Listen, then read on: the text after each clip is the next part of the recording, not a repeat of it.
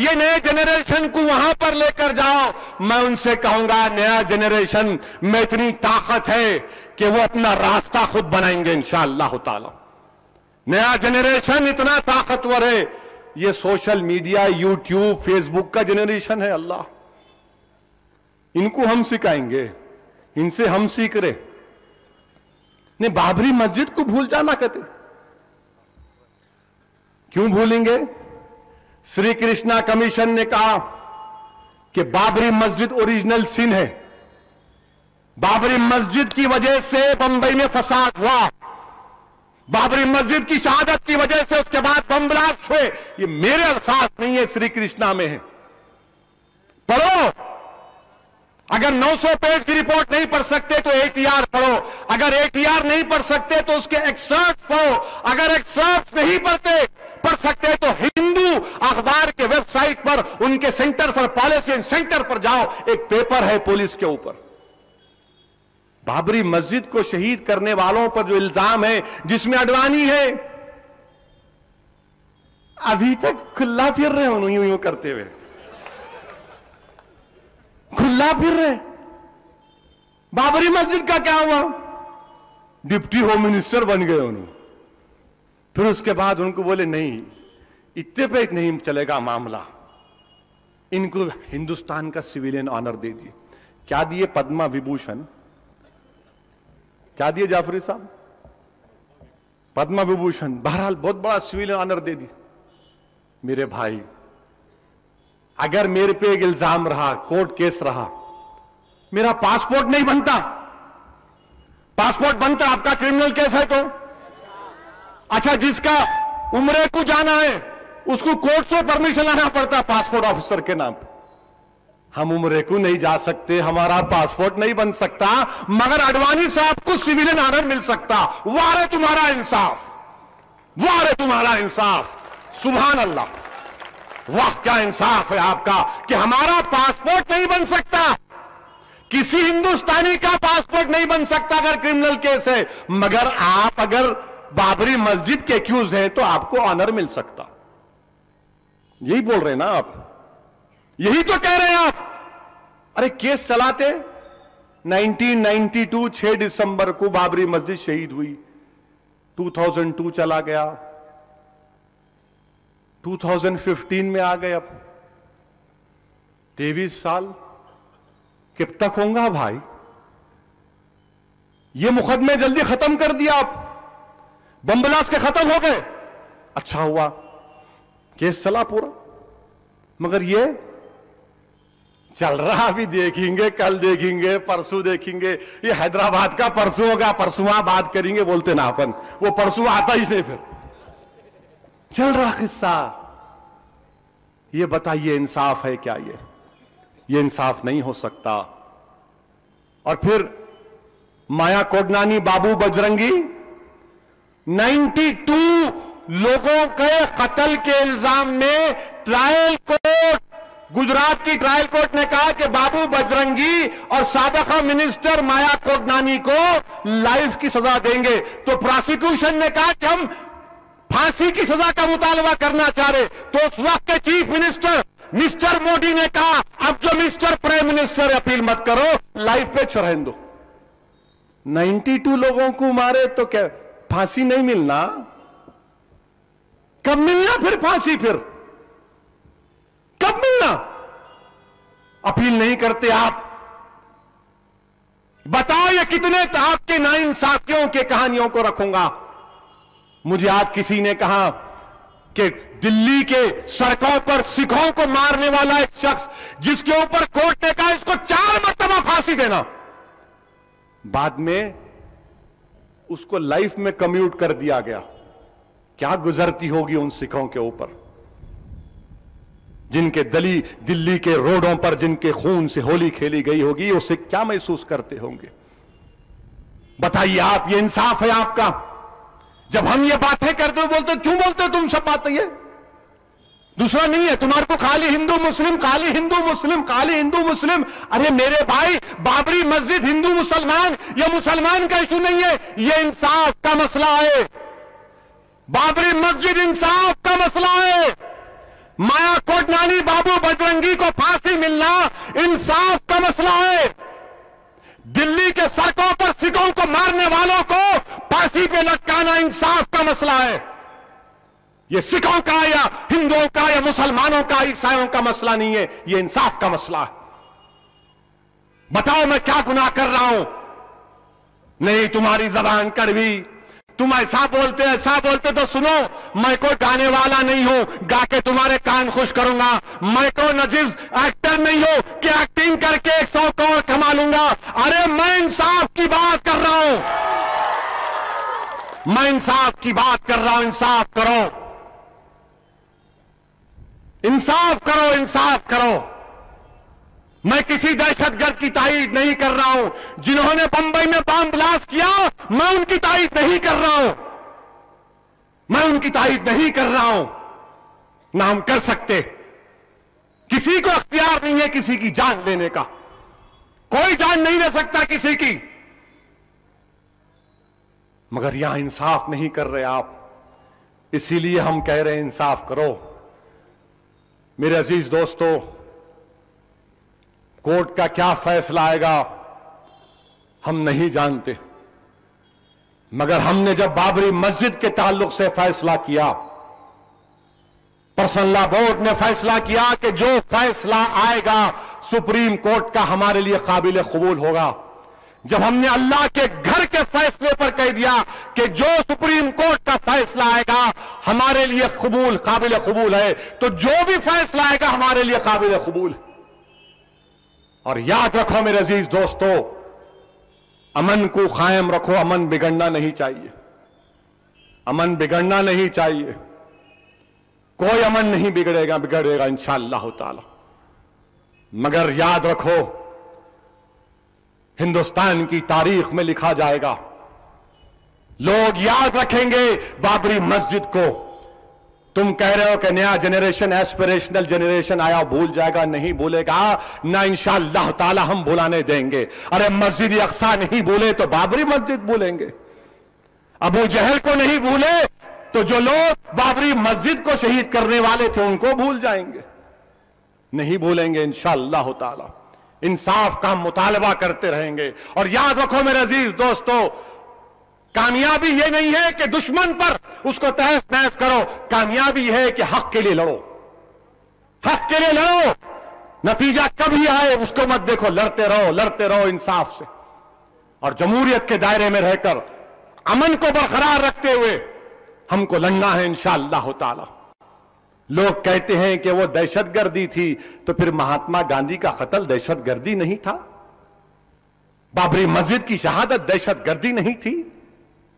दिल्ली के सड़कों पर सिखों का कत्ल करना दहशतगर्दी नहीं थी? नहीं, कम्युनल राइट था। अच्छा, बहरहाल मेरे अजीज दोस्तों, ये पार्ट 2 हुआ। फिर देखते क्या बोलते हैं लोग, उसके बाद पार्ट 3 करेंगे। अब ऐसा है, सिलसिलेवारी बात करने का टाइम आ ही गया अब, और हम बोलने से पीछे नहीं हटते। बहुत बोल सकते हम, इतना बोल सकते कि थक जाना। पर अच्छा, आज एक बात याद आई, आज प्राइम मिनिस्टर बिहार गए कते। क्यों हंस रहे भाई? नाम लेते कि हंस रहे तुम लोग? जोक है क्या? खतरनाक लोग हैं जी ये, नाम लेते कि हंस रहे? अब डर है नहीं है, डर तो नहीं है ना? सुभान अल्लाह, अल्हम्दुलिल्लाह, ये बात हुई अब। डरना मना है। बिहार गए कते, बिहार जाके बोले 50,000 करोड़ क्या बोल रहे तुम, मैं उससे बढ़ के दे देता हूं। अब क्या फेंके भाई?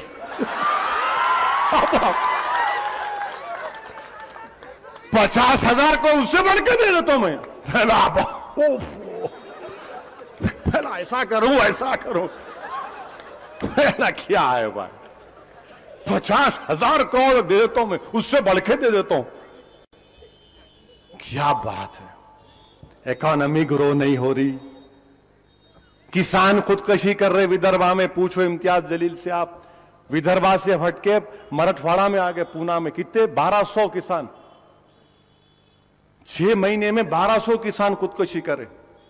कर्नाटका में हम उनको आने नहीं दे रहे, हम जाते कि वहां बोले नहीं आना, वहां भी किसान खुदकशी कर रहे। तो प्राइम मिनिस्टर साहब 50,000 करोड़ कहां से लाएंगे आप? तो प्राइम मिनिस्टर बोले 50,000 से बढ़ के देने वाला हूं मैं बोला कहां से लाते भाई? अलाउद्दीन का चिराग ऐसा घसे तो निकलता क्या? ऐसा घसे तो निकलते क्या? पैसे डिग डिग गिर रहे। 50,000 करोड़ देते कहते अच्छा है, बिहार की आवाम फैसला करेगी। अब कश्मीर में वहां पे 45,000 करोड़ रुपये होना तो 4,000 करोड़ दिए ना। खाली कश्मीर में तूफान जो आया था, सैलाब आया था, अजीबो गरीब गवर्नमेंट है ये। हिंदुस्तान के एग्रीकल्चर मिनिस्टर पार्लियामेंट में एक सवाल का जवाब देते हैं कि किसान खुदकशी क्यों कर रहा। आपको सुन के हैरत होंगी, किसान is committing suicide because is important. Important का मतलब मालूम? हकीम साहब से जाके पूछो, उन्हें मर्द नहीं है कहते इसलिए खुदकशी कर ले रहा। कुव्वते मर्दानगी नहीं है उसमें। अगर और कलरफुल लैंग्वेज में बोलो कुव्वते बा नहीं है कहते उसमें, इसलिए खुदकशी कर ले रहा उन्हें। उफ, वो पहुंचे हुए भाई नू, पहुंचे हुए हैं उन्होंने। माने दिल्ली में बैठ के एग्रीकल्चर मिनिस्टर को मालूम हुआ कि उसमें कुव्वते मर्दानगी नहीं है, आपको कैसा मालूम? ये इस पे रिसर्च होना आपको कैसा मालूम? अंदर का मामला आपको कैसे मालूम? भड़काऊ भाषण तो नहीं है संजय तिवारी, कैसा मालूम भाई? मेरे पेट में दर्द है तो मेरे घर वालों को मालूम, दवा देते खा लो। इनको दिल्ली में बैठ के मालूम हो रहा इसमें नहीं है वो है। अच्छा, फिर और एक क्या बोल रहे, क्यों खुदकशी कर रहे किसान? तो क्या लव मैरिज, हाँ हाँ, आशिकी में नाकामी करते। बड़ा जलावा मजनू जी ने। आप यूनियन मिनिस्टर है क्या है? क्या तो भी खा रहे भाई, रिसर्च करना पड़ेगा आपकी। हम हलीम खा रहे मालूम था, आप भी खा रहे क्या? जरूर बड़े का चके होंगे। क्या बात है, आशिकी में नाकामी तो खुदकशी, कुव्वते मर्दानगी नहीं है तो खुदकशी। अरे रहम करो भाई, खुदा के लिए रहम करो। किसान इसलिए मर रहा, कर्जों की वजह से मर रहा किसान, तुम्हारा बैंकिंग सिस्टम से मर रहा किसान। ये सूदखोर किसानों का खून चूस ले रहे, इसलिए किसान जो ज़राअत का पेस्टिसाइड जमीन में डालने के बजाय जिस्म में डाल रहा आपने। तुम्हारी हुकूमत किसानों की मदद करने में नाकाम है। Mister prime minister, you are responsible for this. आप जिम्मेदार हैं इसके। ये छोड़ो, ये बातें करना बहुत हो चुका। काम करो, दो इन किसानों को बचाओ। भारत माता की बात करने वालों, हिंदुस्तान के किसान मर रहा है मिस्टर प्राइम मिनिस्टर, उस किसान को बचाओ। मगर क्या बोल रहे हैं, क्या हो रहा है हमारे मुल्क में? वादे पे वादे, वादे पे वादे, कुछ नहीं हो रहा। इतनी कीमतें कम होंगी। प्याज की क्या कीमत है मालूम आपको? हाँ, मैं सियासतदान जरूर हूं, मेरे को मालूम प्याज की कीमत। मेरे को भी घर जाना है वापस, याद रखो। हाँ, 40 रुपए में कहां मिल रहा भाई? मुमताज खान साहब आप बोलो, आपको बेहतरीन मालूम।